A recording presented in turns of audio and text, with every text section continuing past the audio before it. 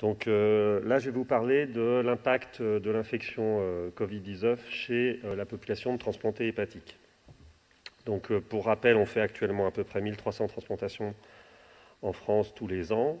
Et en fait, le Covid peut avoir un impact soit chez les malades en attente, comme on vient de le voir, soit pour l'activité de transplantation, et on en a beaucoup parlé mercredi, soit chez les patients qui sont transplantés.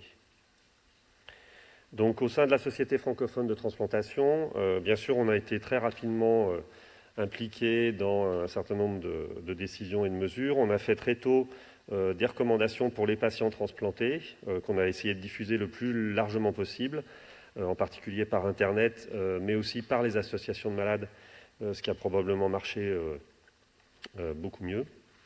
Et puis on a créé un registre de tous les patients transplantés d'organes en France qui présentaient le Covid, ou la Covid. Donc je vous présente en fait les résultats à la fin de la première vague, donc début juillet. Donc il y a eu à peu près, on a recensé 600 patients qui ont été inclus dans le registre. Bien sûr, on sait que ce n'est pas exhaustif, on sait qu'on a probablement eu tous les malades décédés et hospitalisés, mais que par contre, on n'a probablement pas eu tous les patients qui ont présenté une infection Covid, soit asymptomatiques, soit peu symptomatiques, et qui sont restés à la maison, puisque c'était ce qui était recommandé. Donc dans cette population de 700 malades environ, greffés, il y avait 500 greffés du rein comme attendu, avec un fort taux de mortalité. Il y avait un peu plus de 100 transplantés hépatiques, dont 13 enfants, et puis 61 greffés de cœur, 39 greffés du poumon.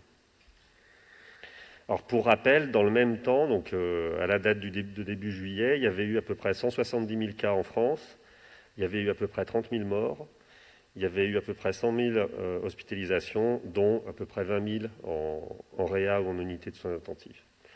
Et aussi pour rappel, donc, on a eu 104 cas chez des transplantés hépatiques, et la population de transplantés hépatiques au début de l'année 2020, elle était d'environ 15 000, donc vous voyez que ça représente finalement un très petit chiffre.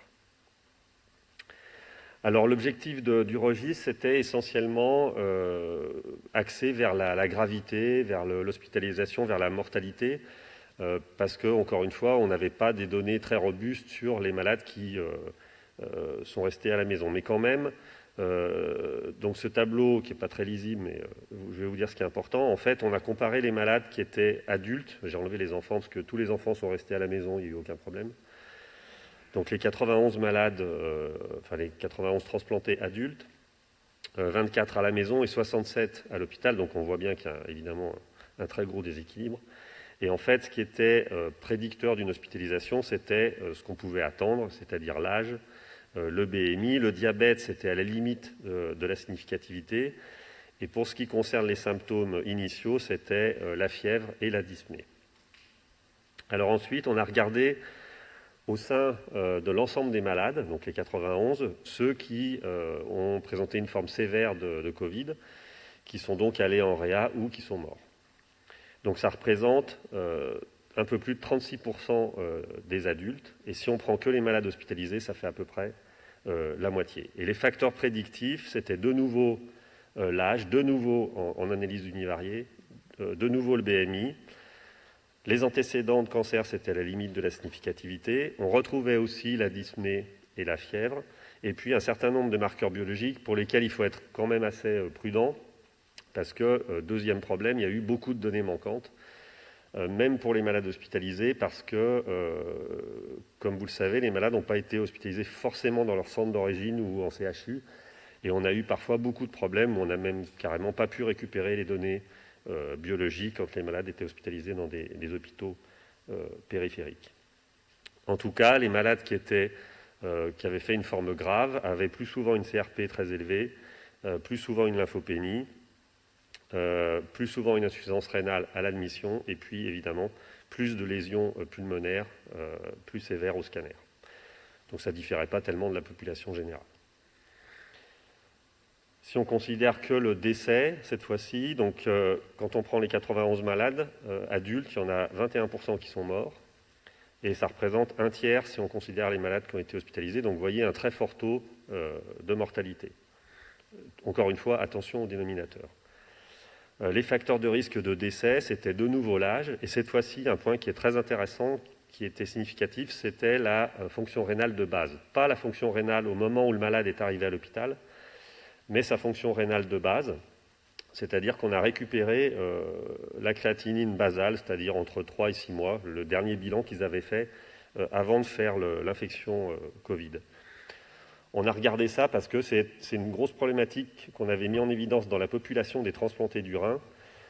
Aujourd'hui, on ne sait pas si le facteur de risque lié à l'antécédent de transplantation rénale est lié au fait d'être transplanté rénal ou simplement lié au fait qu'ils ont une insuffisance rénale. Donc chez nous, alors que l'insuffisance rénale est beaucoup moins importante que chez les greffés du rein, c'est un facteur significatif de risque de mortalité. Et puis il y avait, pour ce qui concerne les symptômes, la fièvre.